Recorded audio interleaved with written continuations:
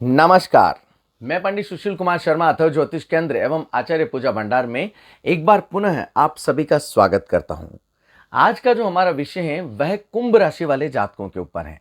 वर्ष 2023 मई का महीना कुंभ राशि वाले जातकों के लिए किस प्रकार से बीतेगा, आज इस विषय में चर्चा होगी। यदि अभी तक आपने अथर्व ज्योतिष केंद्र को सब्सक्राइब नहीं किया है तो आप उसे सब्सक्राइब अवश्य करें।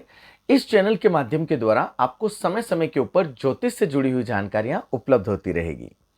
यहां पर यदि मास के प्रारंभ से ही कुंभ राशि में ग्रहों की चलायमान स्थिति के बारे में बात की जाए तो लग्नस्थ यहां पर शनि महाराज जी विराजित हैं।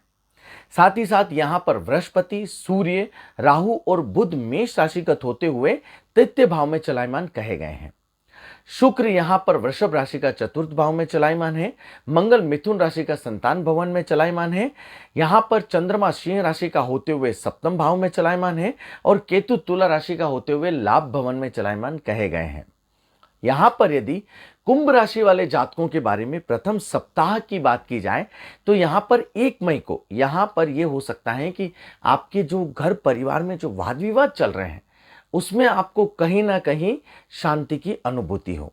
आपके द्वारा जो भी प्लानिंग और जो योजनाएं बन रही हैं वह ईश्वर की कृपा से जरूर रंग लेके आएगी। इंप्लीमेंटेशन में उन चीजों को जरूर लेके आइएगा। ऐसा नहीं है प्लानिंग बना रहे हैं बस प्लानिंग बनती चली जा रही है और कुछ नहीं कर रहे हैं, नहीं, आप उसको इंप्लीमेंटेशन में भी लेके आए, आपके लिए काफी शुभ कारक रहेगा। यहां पर जिन लोगों को आप काफी खास या काफी अहमियत देते हैं उनके साथ में भी आपको समय बिताने का समय जरूर मिलेगा।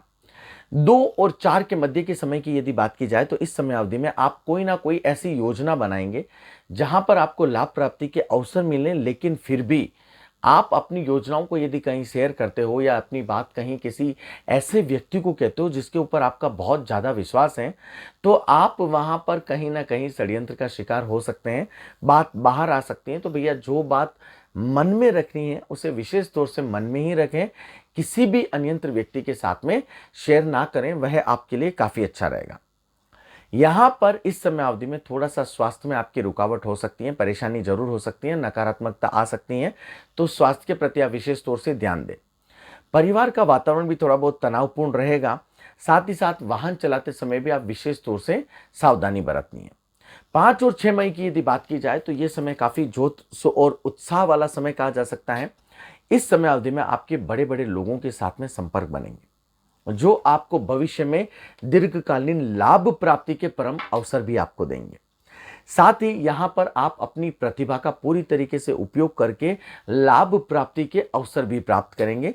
साथ ही साथ आप अपने कार्य क्षेत्र में अपनी धाक जरूर जमाएंगे, तो बहुत ही अच्छा समय है। साथ ही यहां पर आपको यदि कोई भी बड़ी जिम्मेदारी दी गई है तो आप उसे अच्छी तरीके से निभा देंगे, उसका अच्छी तरीके से निर्वहन भी करेंगे, तो वाह वाही भी आपकी जरूर होगी। 7 मई की यदि बात की जाए तो ये यश प्राप्ति और मान सम्मान वाला समय कहा जाता है। सोशल एक्टिविटीज के द्वारा कहीं ना कहीं आपको सम्मान प्राप्ति के अवसर जरूर मिलेंगे। नए कार्यों की प्रवृत्ति जो आपकी बनी रहेगी, आप नए कार्यों में इन्वेस्टमेंट करेंगे, वह भी कहीं ना कहीं आपके लाभ प्राप्ति के योग आपको जरूर देगा। 8 से 15 मई की यदि चर्चा की जाए तो यहां पर 8 को कार्यक्षेत्र और व्यापार नौकरी में आपको नए नए आयाम मिलेंगे। नया नया कोई प्रोजेक्ट मिल सकता है या नया कोई आपको कार्य करने के लिए आपकी पदोन्नति भी हो सकती है, तो यह समय आपके लिए काफी अच्छा है। यहां पर यह कहा जा सकता है कि स्वयं को आप इस प्रकार से बिल्ड करोगे कि लोग आपकी तारीफ किए बिना ना रह सकें। तो ये समय अपने आप को खुद को निखारने का समय कहा गया है। तो चूंकि मत चौहान, आप तो जो भी आपको लगता है वह आप जरूर करें, तो काफी अच्छा समय है आपके लिए।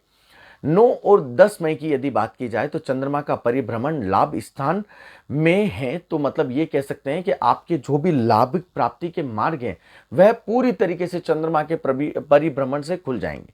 मतलब आपको इस समय अवधि में आप जिसके साथ करना चाहते हैं, कोई बड़ी डील क्रैक करना चाहते हैं और अवसर है तो आप उसे ले लीजिएगा। ईश्वर की कृपा से आपको उसमें परम लाभ प्राप्ति के अवसर आपको प्राप्त होंगे।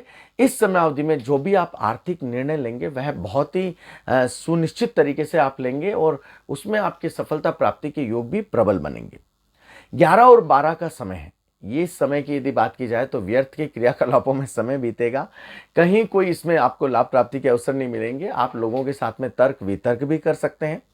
साथ ही यहां पर यह कह सकते हैं कि वाहन चलाते समय आपको विशेष तौर से सावधानी बरतनी है। यदि आप टू व्हीलर चला रहे हैं तो बिना हेलमेट के यात्रा नहीं करनी है, और यदि फोर व्हीलर चला रहे हैं तो स्पीड लिमिट का ख्याल जरूर रखें। टू व्हीलर में भी आप ज़्यादा स्पीड से वाहन ना चलाएं, वो आपके लिए काफ़ी अच्छा रहेगा।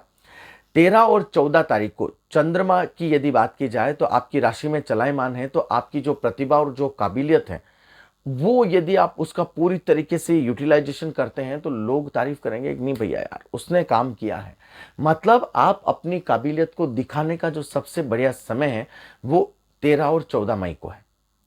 इस समय अवधि में ऐसा कहा जा सकता है कि चंद्रमा आत्मविश्वास से लबरेज आपको करेगा, और कहीं ना कहीं आपके जो निर्णय होंगे वो दीर्घकालीन लाभ की प्राप्ति देंगे, तो बहुत अच्छा समय है। 15 को समय थोड़ा सा मिश्रित फलकारक कहा जा सकता है, कार्य में थोड़ी सी ढिलाई लापरवाही आपसे हो सकती है। तृतीय सप्ताह की बात की जाए 16 से 23 मई की, तो यहाँ पर 16 मई को आपको जिसे ये कह सकते हैं ना कि मानसिक शांति का अनुभव करेंगे। सफलता के लिए आपके द्वारा नए नए प्रयास होंगे जो सार्थक भी रहेंगे।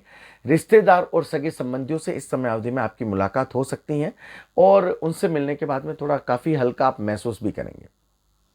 17 से 19 मई के बीच के समय की बात की जाए तो यह कार्य कुशलता और कार्य में आपके इजाफा करेगा। साथ ही साथ धैर्य और विवेक से यदि आप कार्य लेंगे तो वहां पर आपको परम लाभ प्राप्ति के अवसर भी यह समय दे देगा। आर्थिक रूप से काफी सुदृढ़ समय आपके लिए ये कहा जा सकता है।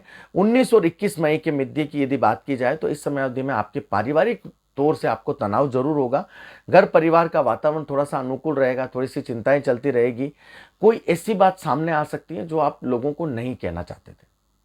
कहते ना कोई ऐसे हादसे हो जाते हैं जो आप शेयर करना नहीं चाहते, लेकिन वो किसी अन्यंत्र व्यक्ति के द्वारा आना, तो यदि कोई ऐसे गुप्त राज है तो भैया संभल कर आप कदम लें, तो वह आपके लिए काफी अच्छा रहेगा।